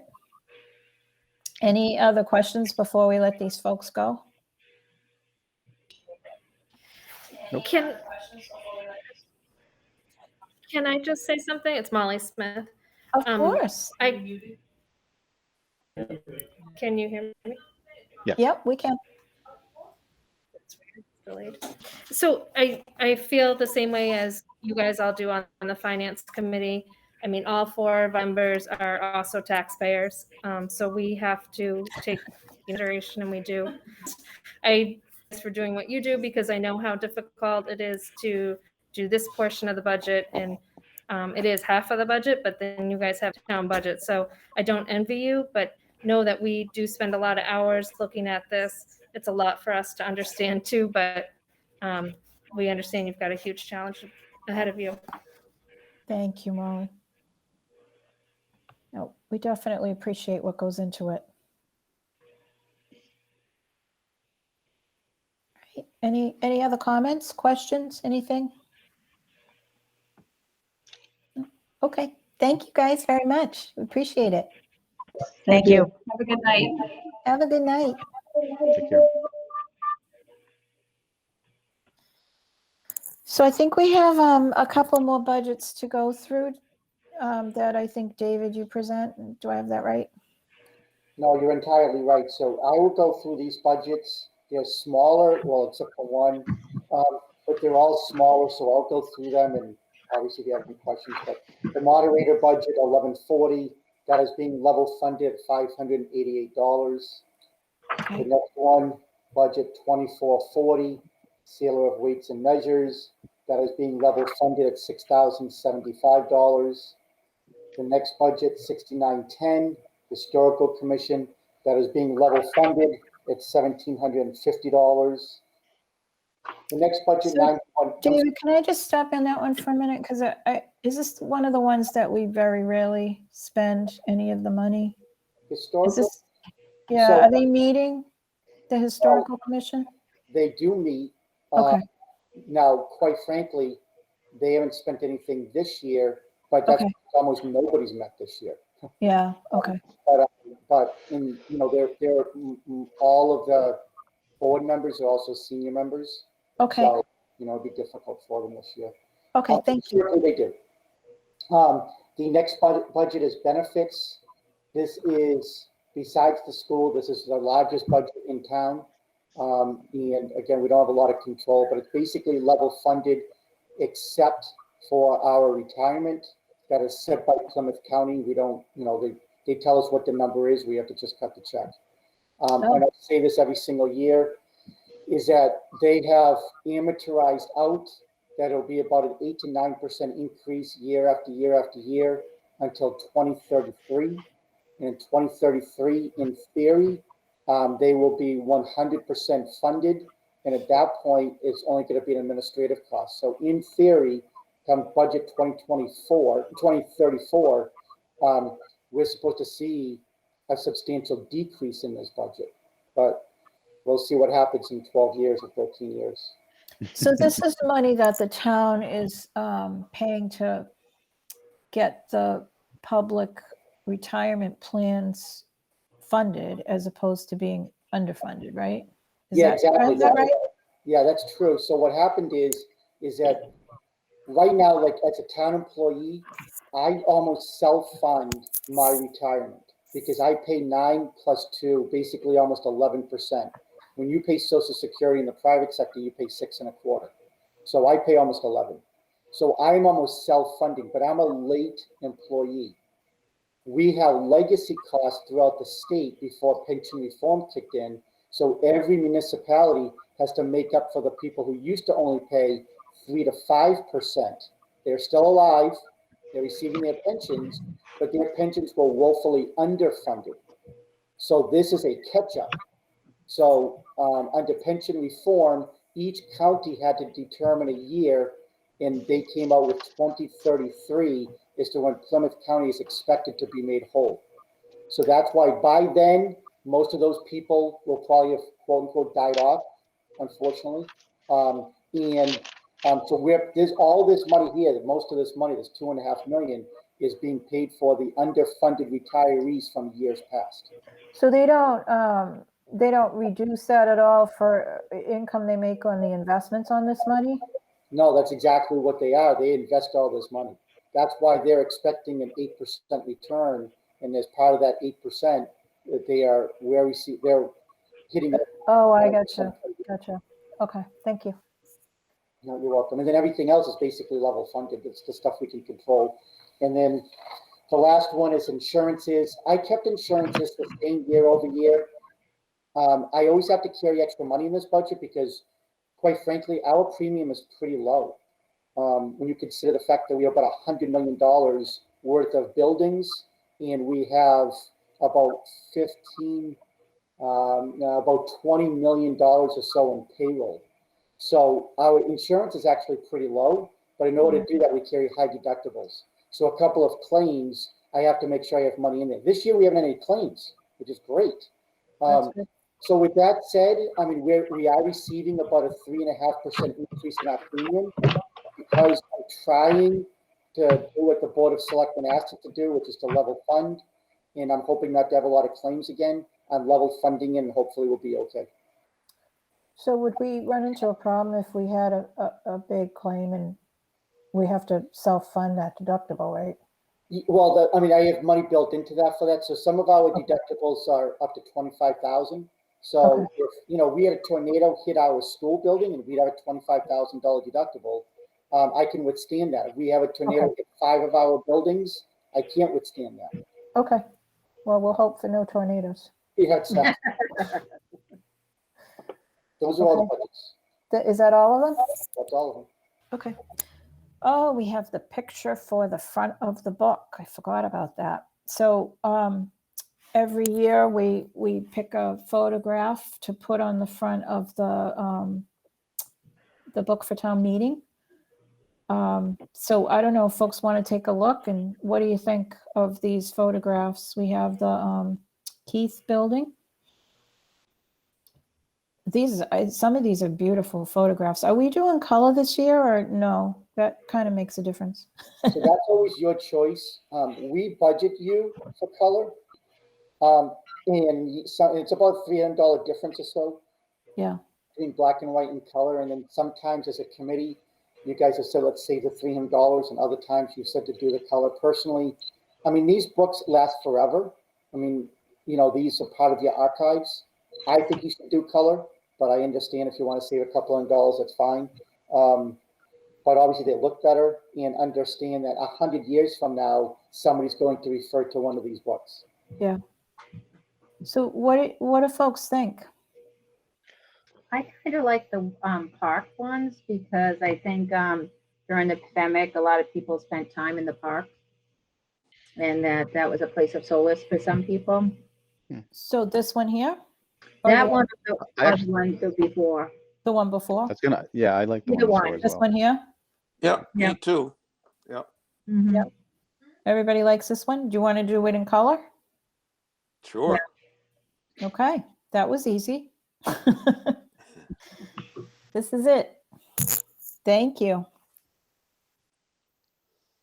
Okay, does anyone want to bring up anything else while we're here? I think our next meeting tentatively is the 8th, right? Yeah, that's correct. So before we get to this, the last on your agenda is discuss your FinCom budget message. Historically, you guys have voted to allow the chair to write it, and then she will send it off to the committee, and you guys can review it. But obviously, you can do it however you want. It's just historically how it's done. Oh, boy. I mean, generally, even when someone writes it like Meredith, we never really had any objections because it's done pretty well. So no pressure, Jan. And none of us Mary's gone. want to write it. Does anyone else want to write it? There you go. Yeah.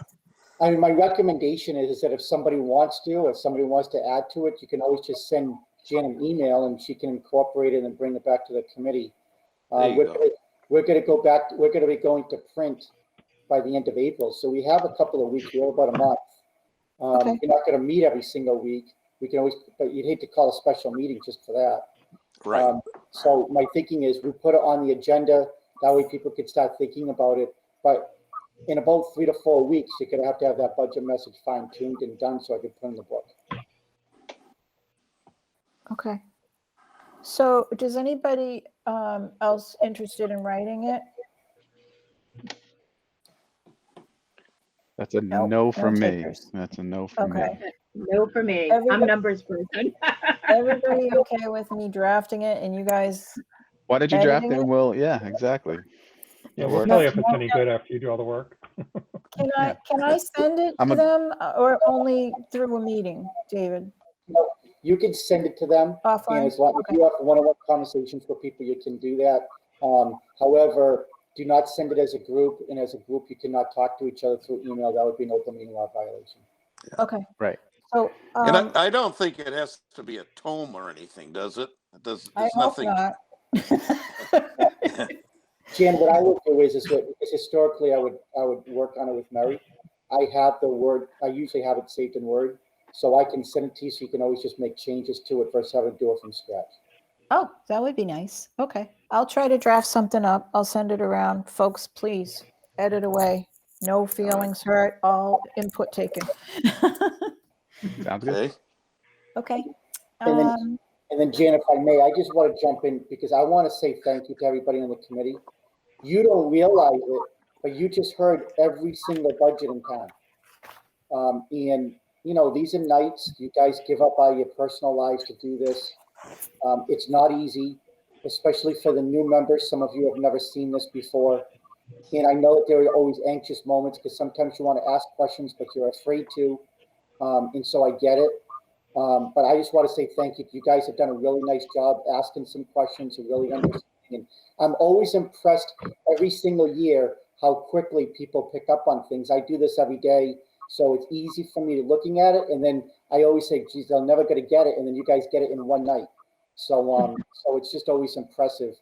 And at your next meeting, I think it's going to be April 8th. I'm saying I think because it's not scheduled at this point. The Board of Selectmen have to decide as to what night they're going to vote on the budget. But what they have to do by statute is that they have to present a balanced budget to town meeting. And as part of that process, the Finance Committee then has to review it to make recommendations on it to town meeting. That's what you do. So it looks like it'll be April 8th. And at that point, you will actually be voting on your recommendation to town meeting, looking at the approved budget by the Board of Selectmen. So that's the next step in the process. Are we going to do that in person? I hope so, Jim. It's going to be much easier if we're all together. No, Yeah. I don't disagree. Look, we had hoped to do tonight because this was difficult to do not in person. We had hoped to do it, but I got an email from the Board of Health. We are still under the old restrictions of 10 people inside a building. However, on March 2nd, which is only next Tuesday, March 2nd, we were going to go to phase 4. And March 22nd. I'm sorry, March, yes, 22nd. I'm sorry, thank you. We're going to go to phase 4, and those regulations are going to come out tomorrow. And so obviously it's going to be looser than they are today. So back in the fall, we went to 25 people indoors. So we assume it's going to be at least 25 and may actually even be higher. Right now it's 10 people indoors and 25 people outdoors. So hopefully it goes high enough where we can all be indoors, be in a meeting, do this in a paper format, and be so much easier on everybody. I know that.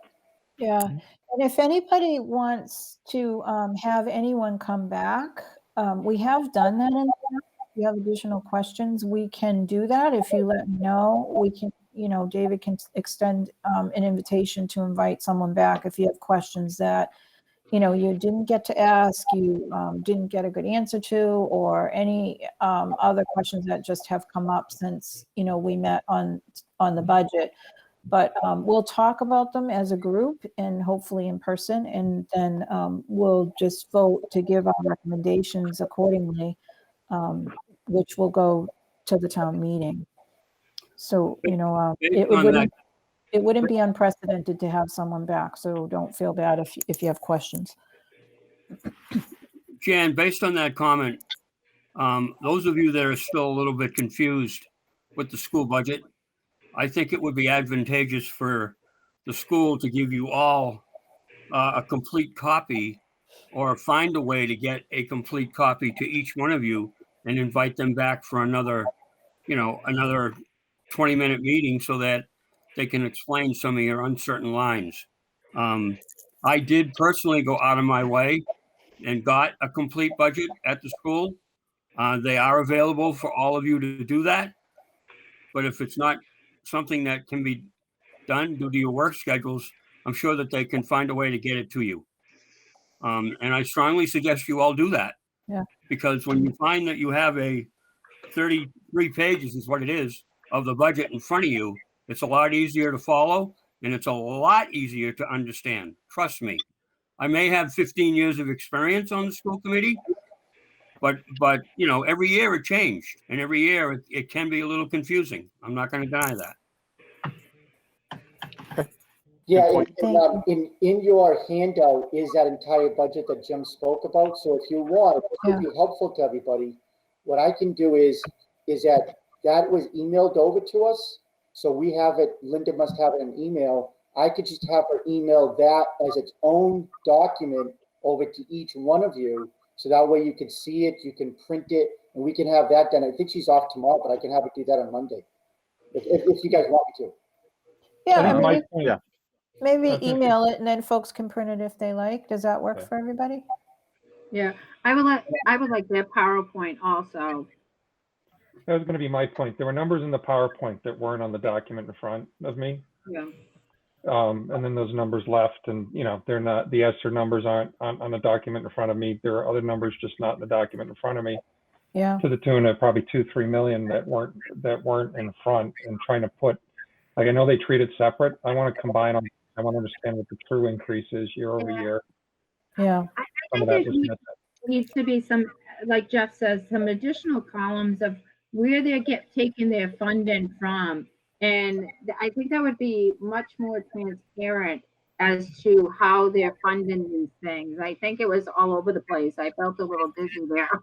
Yeah, it is. It is confusing, but I don't think you have the PowerPoint, right? We'd have No. to No. try to get No, it. they said they were using the ESSER fund. I think that should be 3 or 4, like there should be extra additional columns that says, well, this is where we're taking ESSER, you know what I mean? So you can see that on a line by line item, and then you can follow what they're saying. I don't think they're not being transparent. I think that it's just not transparent. That was my question. They're not using that right now. It's almost like they're putting it aside in case they need it. And Well, that was why I was bringing it up. Yeah, I think they're planning to hire some people with it. Yeah. Yeah. Right. And, They're not- is this No. the right time to be doing that? I don't No. know, because then it becomes part of next year's budget to fund. There's never a good And you time. made a good point. Now, brought on a person, how do they not have to then contact somebody about bringing that on, even if it is like a federal? It's like all of a sudden there was a new person there. And like I couldn't follow quick enough because me, Jan, I was driving me crazy. Where's the packet? Because I need time to study these things, like Jeff was saying. I need time to look at everything. So Yeah. Can I make a suggestion, Jan? Yep. Normally your next meeting, what you do is that you review the selectmen's budget and then you make your recommendations. Yep. And if we make cuts to it at that level that the department's not expecting, we bring them back. And I think based on what Jim is saying, after next Tuesday or Monday, we're going to be able to meet in person. And we have 3 weeks between now and April 8th. And I'm wondering if it might be helpful to everybody here that if by Monday or Tuesday, I can get you that budget in that PowerPoint. I don't have it either, but I assume I'll get it. If I send that out to you, maybe we should call a special meeting between now and then, do it in person, say at the Council on Aging, ask all those questions So that way, when you then get the budget from the selectmen, you'll have already have your questions answered for your review period. How does that work for folks? Sounds like a great idea. Yeah. What date are we looking at? Because I am going to Florida for 1 week. Oh, that's not allowed, not during budget season. Yes, it What is. week I've, are you I've going? done it. Don't worry about it. What week are you going? I'm going with my 2 grandchildren too. So it's February, next Friday to Friday. So maybe what we can do is maybe we can schedule one next week. Again, I can't speak for the school committee and Mark. I mean, I will have to schedule it with them, but why don't I reach out to them and see if maybe next Tuesday or Wednesday night or Thursday night, one of those nights works for them. And that would be before you leave. And we will get the budget over to you. I will ask for the PowerPoint presentation and get that over to you so you can review it and have it prior to that meeting and prepare whatever questions you have. Yeah, that would be good. I think Sounds Thursday, like a plan.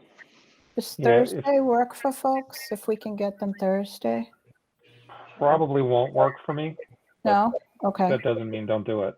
What, Yeah, and Cynthia will be packing that night, so that's probably not a good night for her. okay. You can do it the next weekend. I just How want to about how about Tuesday, What's The the date? 23rd? That's fine for me. That works for me. Yeah, well, but to Dave's point, that's a quick turnaround for them, so we can ask, right, and see where it goes from there. Mhm.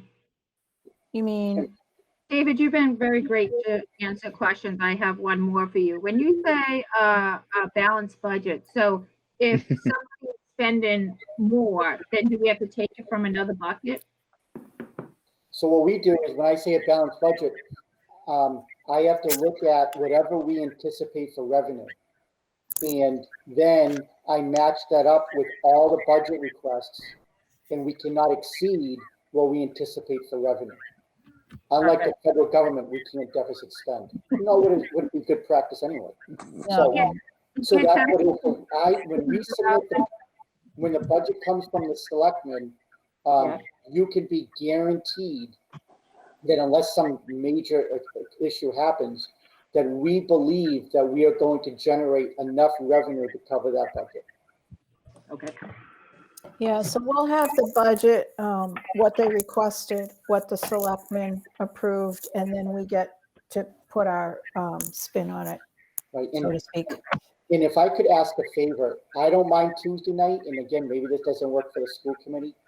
Could I recommend, if Thursday night's not good, could I recommend Wednesday? And the reason I'm saying that is because Linda's off tomorrow. I should be able to get you the budget on Monday. And I want to make sure you guys have at least a day or two. Because it's going to do you no good to get it Monday night, and then Tuesday you're working, and then Tuesday night you're back in the same position. Yeah, no, that's a good point. Okay, And I need to get the PowerPoint from the school. okay. Does Wednesday work for folks? Yep. It That's does. for me. Okay. And David, my husband laughs. I usually packed last year.